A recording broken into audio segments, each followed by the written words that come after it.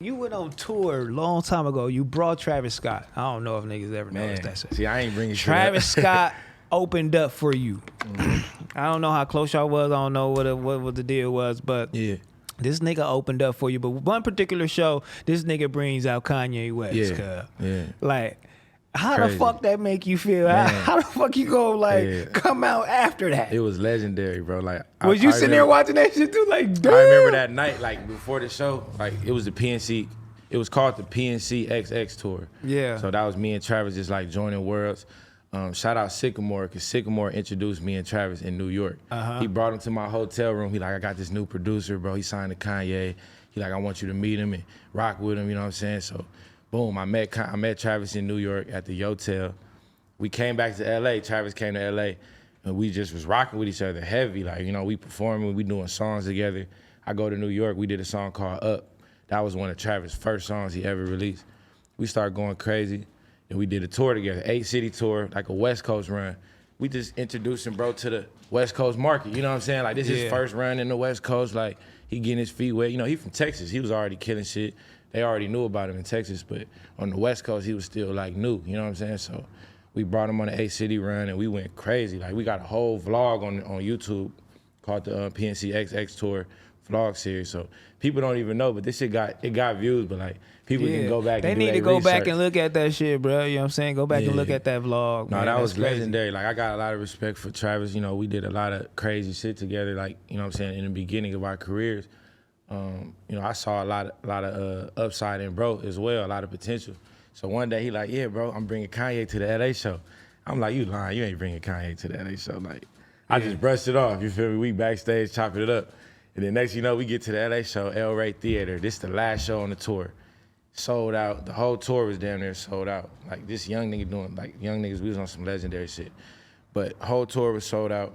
Next thing you know, I'm backstage getting ready to do my show. Keep in mind, Kanye my favorite rapper, bro. Like, you feel me? I'm 18, I'm 20. I'm like 20 years old at the time, 19, 20. And Kanye my favorite artist. So this shit was like surreal, bro. It was like an unreal experience. I literally felt like, after that show, I felt like, nigga, I made it damn near. You know what I'm saying? But at the same time, what happened was, bro came out first. He brought out Ye. The crowd went crazy. Next thing you know, I gotta close the show out. So I'm thinking, how in the world am I performing after my favorite rapper, after Kanye West? Like, it's like, you had to close that shit out, dog. So I come out, and keep in mind, Kanye stayed. He in the back watching me about to come out on stage, bro. So this is like the craziest feeling. I'm like, this nigga staying for my show. Like, I thought he was gonna perform with Travis and just leave and dip. Yep. And, he was with my dog too. The world's God's messenger, my nigga Tracy. Yeah, Tracy brought him to the show. Shout out Tracy. Shout out Tracy. He still be out here thugging too. Tracy a real LA legend. He literally brought Kanye, just them two, to my show, no security. Yeah. Like real legend. I'm gonna have to get Tracy up here. I'm gonna have to hit him. Yeah, he really, that shit was crazy. Like, so boom, Kanye stayed watching the show. The homies was telling me, like, he was vibing to your shit, he was feeling your shit. Like, I did this one song, Toe Tag. They said he was going up to it. And then, I think before I went on stage, a dope ass moment was backstage. Kanye was up there, Travis was up there. We was all back there just chopping it up. I come in there, I shake Kanye's hand. I'm like, what up? I shake his hand. He like, damn, bro. I just messed my hand up, bro. He like, my bad. And he dabbed me up. And I was like, that shit just was crazy. Like, somehow he just had fucked his hand up, and I shook his hand a little too hard. I hurt that nigga hand. That shit was crazy though. But it was just, all that shit was just like down to earth. Like, you know what I'm saying? And just to see bro just like regular human shit, like the way he pulled up, it was a dope so you experience. Got two legends. You got one watching your show. You pull up to New York. One, you playing songs for him. What was the first song you played for Jay-Z? Just the first one you knew, you was like, man, this might go hit. I don't know if he gonna fuck with it or not, but let me see. I played, it's funny you say that. He played me some songs first. That's the crazy part. He played me Otis. Yeah. The songs off Watch the Throne. He was working on Watch the Throne at the time with Mike Dean in the hotel. He played me that, and a song, the song he got with Frank Ocean. And he was just explaining that the songs and the albums about ancient kings and how they used to get beheaded after their time on the throne. And he just explaining the depth and like the deepness to the lyrics and what he really trying to tell people. You know, the shit that people don't really notice he trying to say, but what he really trying to say. So I'm like, damn, like that's dope. So I'm like, what I'm gonna play, bro, that's can like equal up to this type of like depth. So I played him a song called Hear Me Screaming, and it's on Sleeping in Class, the album you was talking about. So I played him that song, and he listening to every verse. Then the last verse was about my grandma. It was a whole 16 bars like dedicated to my grandma that passed away.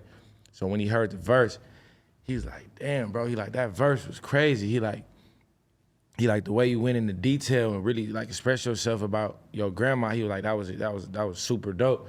I'm like, bro, I appreciate that. Like I'm nervous sitting there like, damn, this nigga Jay-Z telling me something about my lyrics and like my song and like how I did it. I'm like, damn, that's crazy. So I play him another song that's like more of a fun song that I did with Hit Boy. It's called I Be Over Shit. So at this time, that was like a new saying that I had came up with my homies.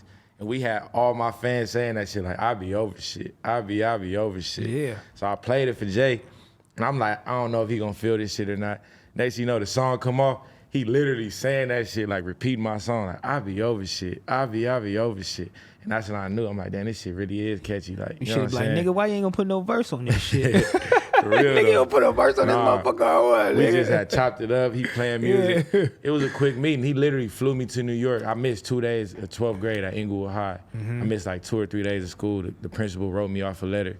I'm like, I'm going to meet Jay-Z. She like, cool.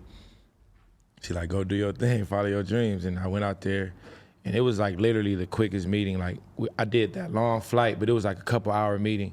But it was a super long flight back and forth to just go do like a couple-hour meeting. But it was a lot worth it. It was definitely worth it. And after the meeting, he was like, yeah, bro. He like, let's put something together. He like, let's do something. Damn.